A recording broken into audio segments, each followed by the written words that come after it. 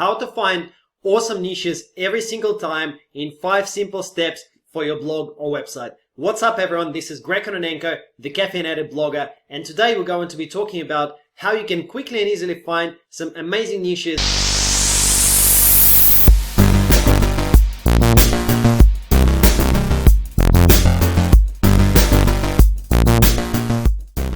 On my channel, I put out regular videos about making money online, traffic and blogging, so make sure to subscribe to my channel and also don't forget to hit that notification button to get notifications about my new videos as soon as I upload them. The other thing you can do if you like is grab my free blogging course. The link is also in the video description below. Alright, now let's go and find some niches. Alright, so you're probably sitting there thinking, well, I really need to find this awesome niche because I don't want to spend months or even years building up a website or building up a blog that's just not going to go anywhere or that's not going to make me money, right? And look, I've been there. I actually have myself created over 150 websites, and I've also outsourced and paid a lot of people to create a lot of websites. I used to have a little army of mini blogs, and I know all about the pain of actually going through and thinking, listen, I really need to make sure that I've got an amazing niche. Okay, so I know how you feel, I know where you're coming from. I've actually developed a process that works pretty much every single time, and I want to share it with you guys. So this is what we're going to be doing. So we're going to start out with a larger list of niches and niche ideas, and I want you guys to kind of follow along with me, or maybe watch this and then go back to the start of the video and then follow along with me as we're going through every single step. All right, but overall the approach is we're going to make a large list of several niches, then we're going to filter that list using a few methods that I'm going to show you guys. And then based on that, we're going to come up with a few great niches. So we start out with a lot and then we kind of gradually filter them down, all right? And when we filter it down, you should hopefully end up with a niche that you're both happy with, that is profitable, and that you can operate in for a long time. So the first step is, of course, to start creating your list, okay? And I've got a nice template here for you guys as well. You can download this template in the description below this video. So to create the list, the first thing that you should start with is what are the sites, think of the sites that you are already following. And I'm going to do this with you as I'm going along. So you need to think of those sites, write them down, and then you can use my template or just create a similar template yourself if you want in Google Docs or in a spreadsheet, whatever you want. So what are the websites that I'm already following and that I really like? So I'm going to start writing them down. So I like guitar sites because I play guitar, okay? And the particular subtopics are guitar lessons. So I'm going to write that down. Then the other websites that I'm already following are, blogging websites, and subtopic, well, or we can call it make money online niche, and in particular subtopic is blogging. Okay, the other websites that I am already following and actively reading are sports, so soccer or football depending where in the world you are.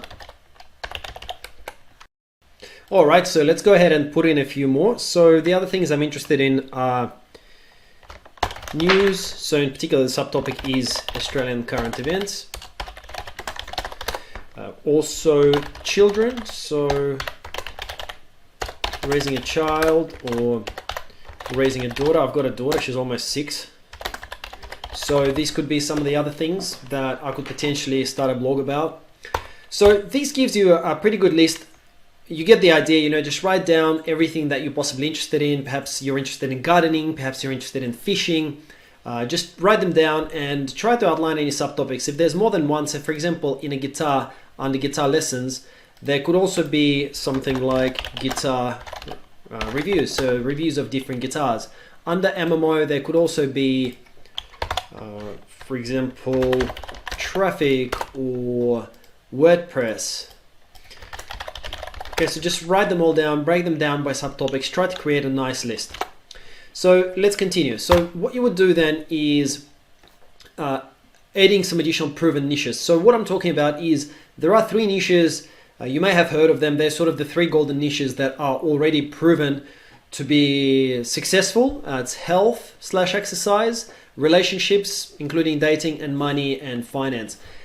if you have a blog or any kind of websites within one of those three niches, you're pretty much guaranteed to make money. As long as you can get the traffic to it, you're guaranteed to make money. So let's think through, as a second step, let's think through these three golden niches and try to write down things within those niches that we're actually interested in. So within health, personally, I'm interested in bodybuilding, sports, supplements, working out. Okay, you probably can't tell from looking at me on the video, but I do go to the gym from time to time, so I'm quite interested in those topics, and I read a bit about it, so you know, I have a natural interest in it. From the relationships perspective, I mean, look, to be honest, personally, I'm not really very interested in that because of my marital situation. I've been married for 11 years, but also just never really been interested in this as a topic. But you know, you might be. There are a lot of people that actually are quite passionate about this. So if it does apply to you, you know, just write out things like perhaps dating or, you know, maybe divorce. Like some people actually start divorce-related blogs that or save your marriage blogs after they've been through that kind of situation personally. So everyone's situation could be different. This could be applicable to you. Just write those out if you think that they are applicable to you. So I'm gonna get rid of relationships, but you get the idea. And then next, for money and finance niche, I actually am quite passionate about the finance niche. Weirdly, I am. I worked at a large Australian bank here for 12 years, and because of that, you know, I do have a bit of interest towards loans and lending, as well as property investment. So I'm gonna write those out.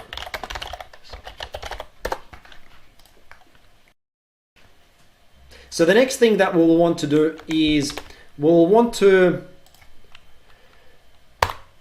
scan niche lists, okay? And the reason why I've called it step 2.5 is because I believe if you are struggling with finding a niche, you shouldn't just go off and find a completely random niche. Like if I wanted to start a blog about goldfish, for example, or if I wanted to start a blog about some, I don't know, for example, makeup, you know, like women's hair or makeup, it's just a completely random niche, and there is no real reason for me to go into it because there are so many other great niches that I'm actually interested in. But still, I wanted to include this because for some of you, it might come in handy having your memory jogged. So you could just type in something like, on my site, actually on Caffeinated blogger site, I've got a blog post. So if you can type that in, Caffeinated blogger niche list, you can check that out. You can also just type in things like list of niches into Google and just look at the results that come up and basically scan through and see if any of these tickle your fancy. So for example, you might look at, you know, weight loss sub niches, okay? Diets, various vegetarian diets, intermittent fasting, there's exercises, there's nutritional health, there are supplements, you know, but there could be things like, okay, perhaps shooting or outdoor recreation like camping and hunting and fishing and various other similar niches. So if you look for those, if you feel like you're a bit short, go ahead and look at the list of niches and write down any that appeal to you. So you can just, you know, write them in here. Okay, so with that, we're going to move on. So now that we've got our lists, what we want to do is now we start the filtering process. So we've got our big laundry list. Now we go ahead and we start using this template to start actually filtering out the niches that we don't feel particularly passionate about or that are unsuitable for one reason or another. So the first thing we're going to look at is, can you create content for these niches? Content is important because either you yourself will have to write out blog posts with content, or you're going to have to hire someone. But even if you hire someone, you still need to tell that person, hey, listen, you need to make a blog post about 5 best fishing rods or about 5 best supplements or something like that. You still need to kind of deal with it, right? And if you really have no clue, or you're just not really interested in creating content in that niche or dealing with the content in that niche, it might not be a good idea for you to be in that niche. So let's go through this. So guitar and guitar lessons. Can I create content? No, because my guitar playing is honestly not good enough, and I don't think I'll ever get good enough quickly enough to be able to create content in that niche. Okay, so that's a no. Guitar reviews, however, yes, I could. You don't even need to really have a guitar. You don't need to have something in front of you to review it. You can still create content based on other people's information that you find online. So yes, I could create content about guitar reviews for sure. Okay, now next niche, the MMO, the dreaded MMO niche. So blogging, traffic, and WordPress. Can I create content? Well, personally, this is a very strong yes for me for all of them, because I have been doing this for 12 years now. And, you know, I've sort of had a lot of exposure, and I've got a lot that I can talk about, and I just have quite a good knowledge of this topic. But guys, very important to note here, you don't need to be an expert, you don't need to be successful at a particular thing in order to start a blog in that topic, okay? Let me give you an example. Blogging. So even if you're a brand new person who is starting a blog about blogging or about traffic or about WordPress, if you feel passionate about it, you can still create content in that topic, okay? So there's a distinction. For example, you can't really create a lot of content related to guitar lessons because you really need to be able to sit in front of people and play the guitar. But for blogging, you could take an angle of just reviewing things. So as an example, you could create a blog about what are the 10 best WordPress themes or 10 best blogging courses. You can still kind of produce content on that topic. So hopefully you get what I mean. You don't need to be making 100,000 a year or 100,000 a month from blogging in order to be able to create a blog about blogging. Okay, hopefully that makes sense. So next, sports, soccer, and football. Can I create content? To be honest, I think that it would just be, I'm not really interested. I love reading about it, but I wouldn't really want to make content. So for me, it's a no. For you, it could be different. News, again, same thing, like reading the news, but I don't think I want to run a news site. Children, raising a child or raising a daughter. Well, actually, I want to create content. You know, I would be interested in writing about this. So I would say that this is a yes. So I'm gonna skip through this a bit quicker. So for bodybuilding and sports supplements, I would say yes, because I'm interested in those. Finance and lending and property investments, probably yes, I would say. Okay, so you can see that a few of our ideas have been filtered out already, which is a good thing. That's the point of the exercise. So let's move on to the next step. So step 4, can you make products? Now the reason why I recommend choosing a niche in which you can create content is because it will generate a lot more profits for you down the road. Okay, so let me give you an example. Let's say you have your own course about weight loss, okay? If you have your own course about weight loss, then you can sell it on your site, for example, for $50. And if someone buys it, then you make the whole of that $50, okay? The second thing that a lot of people do, and that you will probably do on your blog as well, is affiliate marketing. When you recommend other great products to your buyers, let's say you recommend my product and my product is sold for $50. When you refer someone to me and they buy my product, I might pay you a commission. Let's say I pay you 50% commission, okay? So I collect $50, I pay you $25. You as a blogger only make $25. However, if this was your own product, then you would be making the full purchase price, the full $50. Additionally, you could also hire affiliates. You could get others to promote your product. So it's just a lot more ways that you can make money, and you can make a lot more money if you can create your own products in that particular niche. So that's the reason. So can I create products in the guitar reviews sort of niche? Well, to be honest, I think that it's not applicable. You know, I can't make my own guitars. You know, if I'm making I can't really create my own lesson. I can't think of another way that I could monetize the guitar niche. So I would say my own products in the guitar niche, probably no. Blogging, traffic, and WordPress. Well, actually I can. In the blogging space, I've got a blogging course already. And even if you are brand new into blogging space, in 6 to 12 months down the track, once your blog is successful, you can create a simple course and you can sell it to your readers. You know, same about traffic. Once you've got a case study, you can actually sell it to people. About WordPress, well, yes, you can create your own WordPress themes and your own WordPress plugins, and you can sell them to people. What's the next one? Children. Well, yes, you can actually create products in those as well. So you could create guides, for example, information guides about how to raise a daughter, or how to get children to sleep. I know that those are fairly successful products. And it doesn't really you don't need to be anything special. You can just write about your own experience. So for me personally, yes, I could create a product in those niches. Regarding bodybuilding, sports supplements, and working out, I would say this is probably a no, simply because I'm not really a big, huge guy that could make it onto the cover of, a bodybuilding kind of magazine. I'm not really, I don't think I'll ever get muscular enough to be able to do that. So I would say that this is probably a no for me. Could be, once again, could be different for you guys.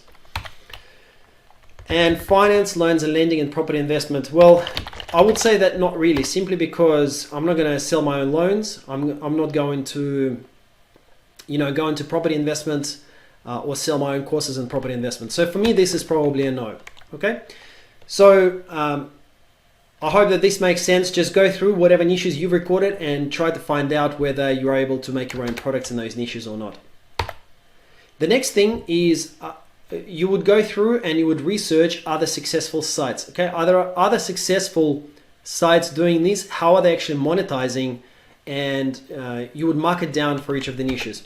So let me give you an example. So what we're looking at here is we're looking for other smaller style websites, okay, that are not huge sites, that are not sites that, how should I say it, that are run by dozens of people. You basically want to see what other sites that are similar to one-man operation, two-man operation, family type operation websites, and how are they monetizing their blogs. So let's just say I go with for something different, I'll go with children, raising a child, raising a daughter. And what you might do is type in some keywords related to that. So for example, let's say how to make my child sleep. And let's see, so Healthline is a large website, I know that, Life Hacker. Let's see this Alaska Sleep. This could be a smaller type website. Okay, so it looks like this is some kind of a Alaska international company. So this possibly is a larger type site. So you would look at raisingchildren.net.au, today's parent.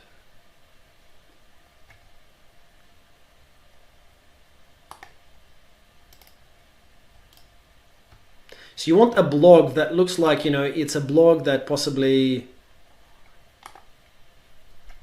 is run by one or two people. You don't want anything super massive.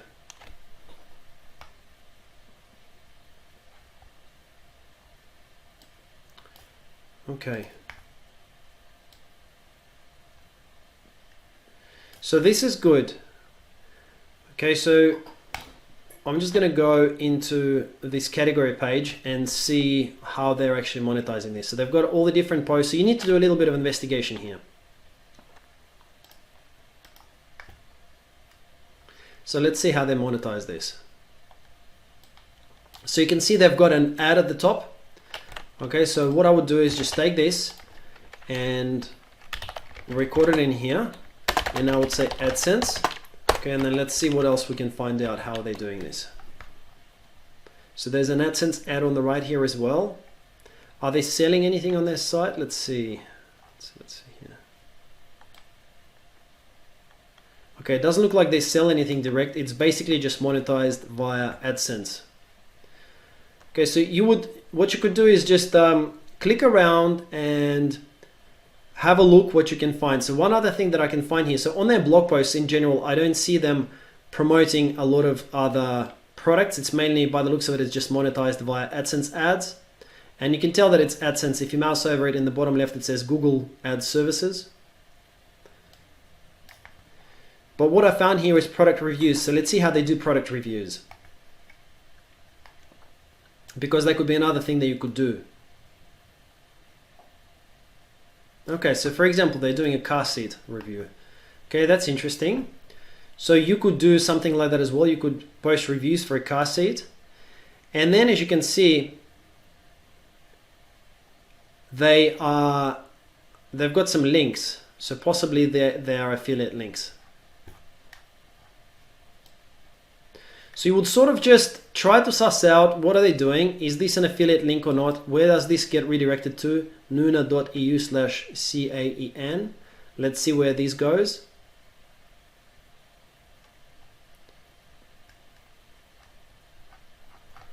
Okay, so this looks like this just goes directly to a site. So browse around and get an idea on what else are they doing with this. Okay, so then you would complete that with this website, and then you would do the same thing with the second website that you find in your niche. Okay, yourmodernfamily.com. So let's see how they're doing this.